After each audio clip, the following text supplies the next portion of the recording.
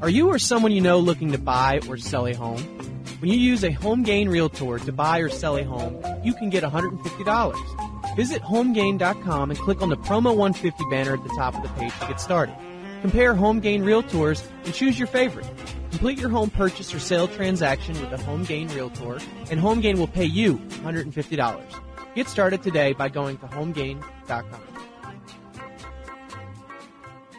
Welcome back, guys, to Real Estate 360 Live. I'm your host, Ryan Sloper, joined today by my guest, Louis Cammarosano, the general manager of HomeGain. If you guys ever have any questions, concerns, or real estate needs, the best number to reach out to us is 877-245-2030. That's 877-245-2030. So before we went to break, we were discussing, obviously, the problem that the majority of people face is that they don't have the money or the wherewithal to be able to, buy multiple properties. That is definitely the case, Louis. However, I will, tell many that a lot of people do have, these 401k retirement plans that are just sitting out there right now, and they're really unsure of what to do. They're not doing much.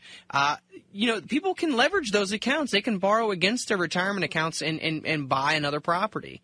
They can do that. They can take out self-directed IRAs where they can actually use those retirement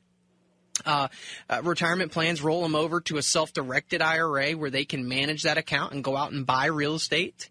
They're able to do that, or put a portion down and still try to obtain a home loan on a fixed rate for the other portion of it. That's true. That's akin to saying, well, there's a risk involved in that. I'm taking out a loan. Well, those are the same people who didn't realize the risk involved in just borrowing money on credit to buy stuff that they didn't need. At least in this case, you're working for yourself. Yep. You're borrowing money. You are taking a risk, no doubt about it, but you could make money doing it. Yeah, absolutely. The other way, you're just going into debt if you're just buying stuff. Yeah, you never just buy just to buy. You know what I mean? It has to make financial sense, and I think that, it really, you just have to sit down and see if the numbers work, and you move forward with it. Well, you have to work as well, though. I mean, you have to then select the properties. You have to fix the property. You have to either rent or sell the properties. It requires a lot of your own work. Yep. Whereas, that's really what the American, they say the American worker is the best or the American consumer is the best. The American consumer is the best is a ridiculous statement. Anybody can spend money. Right. The real ingenuity comes in if somebody can actually go and make borrowing or money work for them by going out and making a contribution to the environment by buying these properties and fixing them up and making a profit by selling or renting them. Yeah. That's where you want to praise the American ingenuity, not because they can spend money. Anyone can roll off the couch, or even not even roll off the couch. You can just buy online from your couch. That is where we have to move away from the mentality that somehow the American consumer is all powerful. Anybody can spend money. Just give them a credit card. But not anybody can pull off what you're talking about, arranging the finance and going out and finding homes to invest in, fixing them up and renting and selling them out. It's a risk, sure, but there's a reward. Yeah, definitely. There's no free lunch. Everybody should know that, And just as the story we spoke about last segment about the millionaire that bought up $4.8 million worth of homes in the Detroit area, he's not just all of a sudden going to make $2 million just because he bought those. Right. There's work. I mean, there's 650 tax foreclosed properties that he took over. That's a lot of work, guys.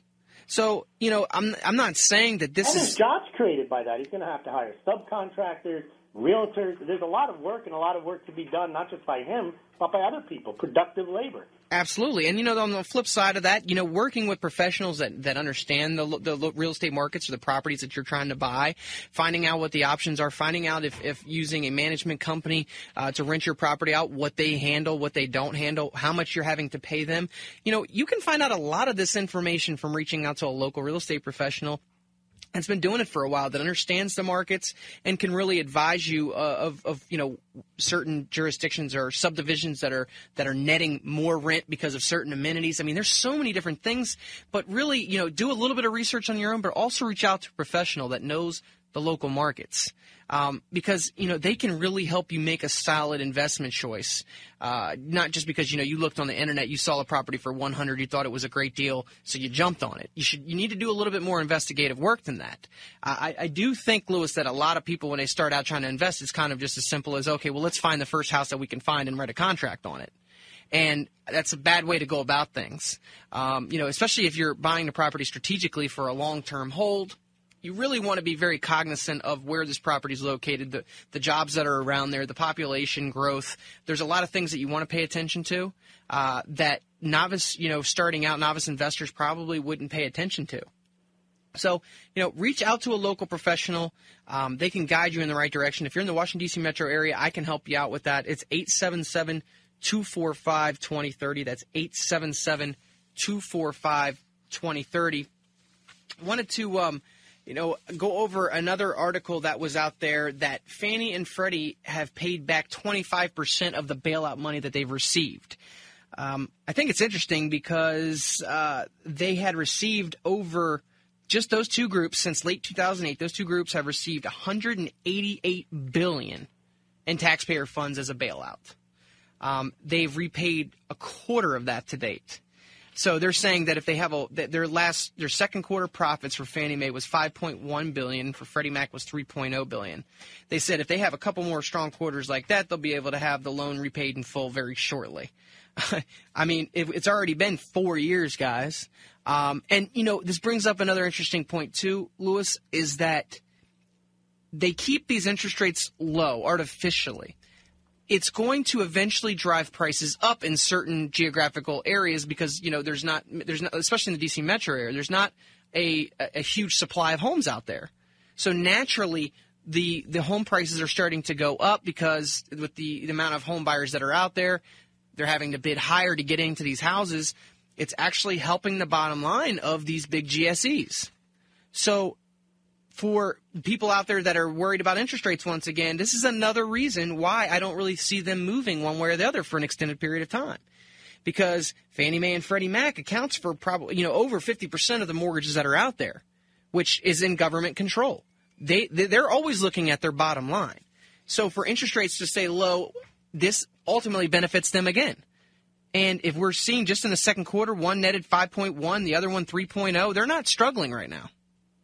And we've seen that defaults have kind of somewhat slowed down. And I believe that there's been some reports that say that, we should start seeing the other side of this at the end of 2013 as far as the amount of foreclosure inventory that's coming on. I don't know if I buy too much into that just because I feel like our economy is not quite in a position that it's going to be rebounding. It's not going to stop the amount of short sales that are out there. You still have plenty of people that are upside down. 1 in every 3 homeowners. If you look up and down your street, 1 in every 3 homeowners is upside down on their home. So do I think that really this is going to all of a sudden flip around by 2013? I don't think so. I mean, I think that this is a long-term problem, especially when keeping interest rates artificially low for an extended period of time, continuing to print more money. These QEs are not helping. This could go on, not necessarily the interest rates, but as far as the real estate economy just kind of stuck in a rut, this could go on for 10 more years. Obviously, and the real estate economy really isn't one that an economy should be based upon. It's really a reflection of the economy, meaning if people have money and they're prosperous, they can buy houses. It's not supposed to drive the economy, people moving in and out of houses.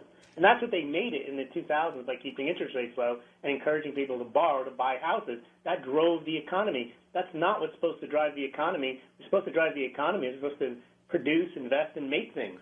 Or building houses, yes, but not changing over existing houses.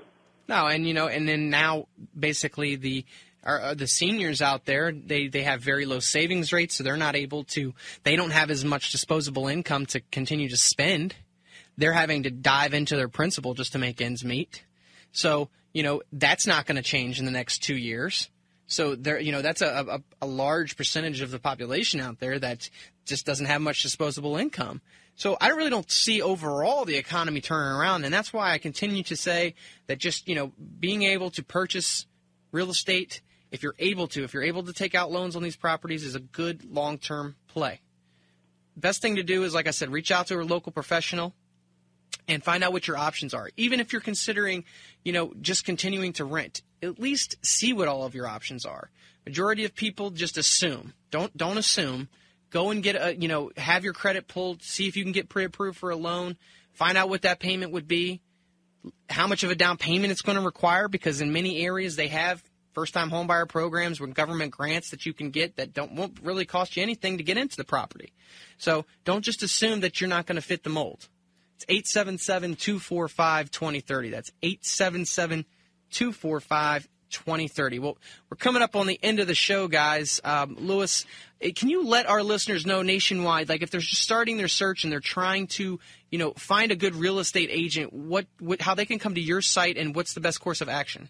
Best course of action is go to homegain.com, and you can select a real estate agent in private by filling out a profile, and we will then send your profile. You put down whether you're interested in buying or selling a house, where you want to buy it, and where you're selling it, and what your interests are in a real estate agent.